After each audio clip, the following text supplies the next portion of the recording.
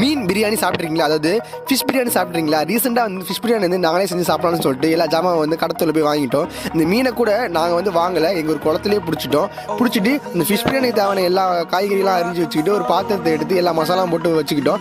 இந்த மசாலா வந்து போடும்போது எப்படின்னு வச்சுக்கோங்களேன், சிக்கன் பிரியாணிக்கு போகிற எல்லா மசாலாவும் போட்டுக்கிட்டு ஊற வச்ச மீனை வந்து அந்த மசாலாக்குள்ளே போட்டு வச்சுட்டு பாய்ஸ்லாம் கொஞ்சம் நேரம் வெயிட் பண்ணணும். சரி, நம்ம செய்ய போகிறது எப்படின்னு தெரியல, பிரியாணி மாரி தான் செய்ய போகிறோம். ஆனால் சிக்கன் பிரியாணி மாரி தான் இருக்கும்னு நினச்சிட்டு பார்த்தா அந்த மசாலா கூட ரைஸ்லாம் போட்டு கொஞ்சம் வெயிட் பண்ணி பார்த்தா ஸ்மெல் என்னன்னு பார்த்தீங்கன்னா வச்சுக்கோங்க டிஃப்ரெண்டாகவே இருந்துச்சு.